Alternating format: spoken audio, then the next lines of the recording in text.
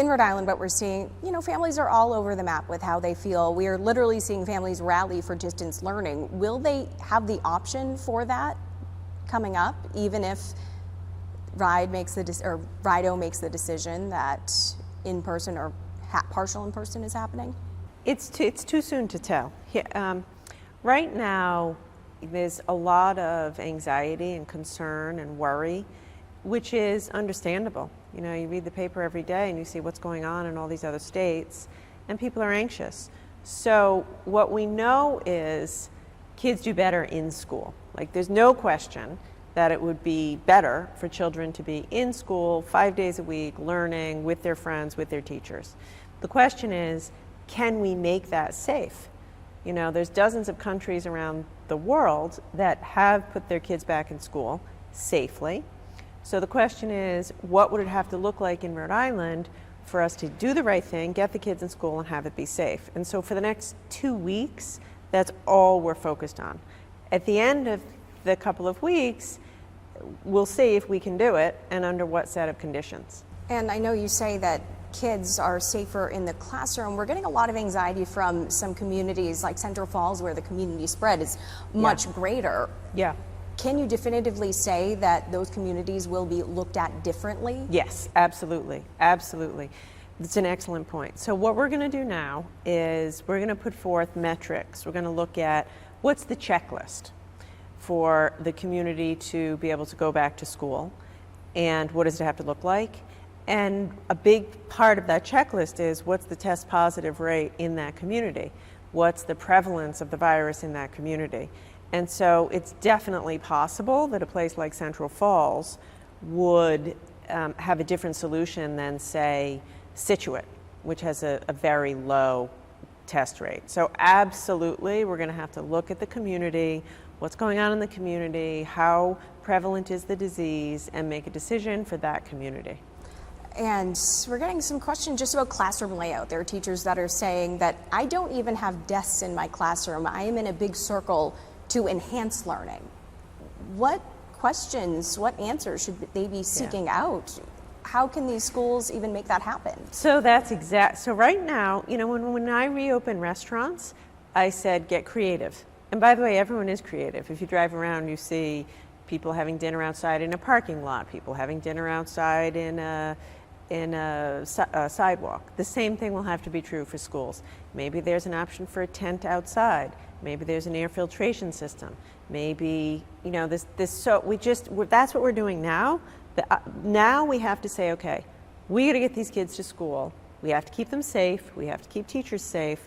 What does it have to look like in order for that to happen? And so that's the thing that I'm trying to do is, there's so much politics. President Trump has been, I think, terrible on this issue, saying he's going to ignore the science. Parents are anxious, teachers are anxious. I'm just trying to say, let's get very practical to answer these questions that you're asking. How are we going to get kids to school? How are we going to lay out their desks? What's the role of distance learning even when they go back to school? And you're talking about practicality. Some of teachers are concerned that they're going to be dishing out their own cash to buy dividers, to buy desks. Yeah, we're not going to let that happen. That would not be fair. Look, as it is, so many teachers dip into their own pocketbook on a regular basis prior to COVID to buy school supplies. And that is not fair to them. No one else has to buy their own office supplies. So no, we're not going to let that happen. We are going to provide the masks and the cleaning supplies, the plexiglass, whatever it is that we think is necessary, because that would really not be fair. And if districts are having any issues with that, do they? We'll help them out. So I've already allocated $50 million of the federal COVID money to districts. So that's $50 million extra to do this. And if we have to do more, we will do more. And we'll send them the money, the districts, the money they need to do the extra cleaning, extra masks, etc. And I know a lot of these people, they're letting their voices be heard, but when it comes down to it, they're not in the room where it all happens. Can you give me a look into these conversations that are had when we think about how do I identify the students, should they go back, that really need to be in the building? Mental health supports, anything like that. So you're hitting on all the right things. This is really complicated. We know that kids with learning differences struggle with distance learning. We know that our littlest kids, kindergarten, first grade, second grade, pre-K, really struggled with distance learning. We know different communities are going to have to be treated differently. Children who are suffering with mental illness have struggled with distance learning. So what we're trying to do is come up with a very detailed plan to take all of that into account. If anyone's going to get back into the classroom, we certainly want to prioritize the kids who we know struggled with distance learning. And can you talk to me about how much you are talking to superintendents, to principals, to teachers? Yeah, constantly. So tomorrow I have a Zoom call with all the superintendents. Last week I talked to all of the leaders of charter schools. Last week I talked to, on a Zoom call with 600 teachers in the city of Providence. Today I have a call with teachers, talking to parents. And that's me, the governor. The Department of Education is doing, much more of that. They're spending all day, every day, collecting this feedback. I think this is going to be hard. It's going to be different. It's going to be far from perfect. And we're just going to have to try to stay calm, focus on the facts. Fear, what I'm worried about, people are now being driven by fear, and fear leads to the dark side. Fear leads to frenzy, which leads to bad outcomes. So I'm asking people to try to tune out the noise, tune out the national politics, and just focus on the practical reality of what's going on in your community. And let's see what we can do. Let's put some plans in place to see if we can safely get these kids back to school. And I think my last question for the time we have is something that came up yesterday. Massachusetts got the okay. The unions, the Department of Elementary and Secondary Education, agreed that 10 of those 180 days will be dedicated to training. Meanwhile, here in Rhode Island, Central Falls, I know, is starting August 27th. They say the sooner the better. Where do you fall in that? Yeah. Could Rhode Island be pushed back? Should it be happening sooner? I would say it's too soon to tell. So where we are right now is just planning. I'm not ruling that out. It could be that after the next couple of weeks of planning, we say,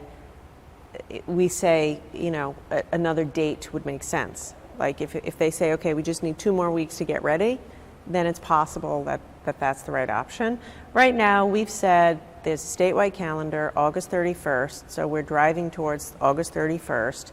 But I'm never going to let the kids go back to school if I think it's not safe, just because we picked an arbitrary date. I'm a mother, I have 2 kids. I care for my own children, I care for everybody's children, I worry about the teachers, so we're going to get it right. We're going to make it safe for teachers and children. I don't know exactly what that means right now. I don't know exactly the precise how we're going to do it, but I do know this. No one's going back into the classroom if we don't think it's safe. We're not going to stick to a date just because it's a date. We put a line in the sand, and we're going to do the right thing by our teachers and our kids. All right, we'll pick this up next week Exactly. at 11 o'clock. Yeah, Thank I know we'll be continuing to talk to the public and find out what they're asking and what they're worrying about. Tomorrow I'm going to lay out what is that checklist, what are the metrics, what does it have to look like in order for kids to go back in person. So it would be important for everybody to tune in to that tomorrow. So to your question, what does the % positive have to be in a community? What does transportation have to look like? What does the, children have to be wearing masks? It's a long list of this, because I think what parents are looking for is, tell me what it has to look like to be safe for my kid. That's what parents want to know. That's what I want to know as a mother. And how would you compare, just one last thing, those metrics with phased reopening metrics? I know at the K-12 Council. Very, very, very similar. And so we're going to take the same approach to the phased reopening to schools. We're going to say, if you hit all these benchmarks, if you get a check mark, then you can go in person. but it still won't look like what we're seeing, you know, at restaurants that still need to be shut down. I know that RIDE told us that they would be deeper metrics. It's much more detailed. It's much more detailed. And by the way, we're going to have to be flexible. I mean, if a school starts and there's an outbreak, then we'll have to adjust.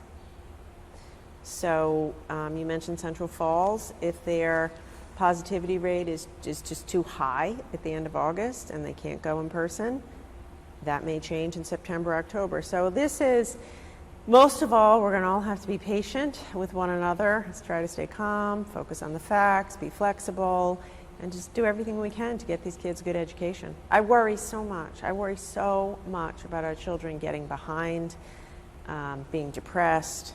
Like you mentioned, a lot of kids depend on school for a meal, for a mentor, for health care, for education. So we owe it to them to try our very best to get them into school. And just one last thing, because parents have been asking me to figure this out. When we say kids are suffering, if we do have to do distance learning, is all of that focus on making sure all of that still happens, even if they are not physically in the building? Yes, but it is much, much, much harder. You know, we lived that. Here's the hard thing right now. There's no good options. We have no good options. A good option is get a vaccine and send the kids back to school like regular, normal. Unfortunately, that's off the table. So letting them stay home for distance learning has a lot of negatives. You know, child immunizations are off 50%. Child depression and suicide attempts are through the roof. Children are falling behind in their learning. On the flip side, we certainly can't just say, okay, go back to school like normal, because then we have the COVID problem. So it's we're stuck between a rock and a hard place, and we just have to keep it calm, keep it practical, and just focus on what are the ways we can get these children back to school, and just stay calm. And just remember, Rhode Island isn't Florida.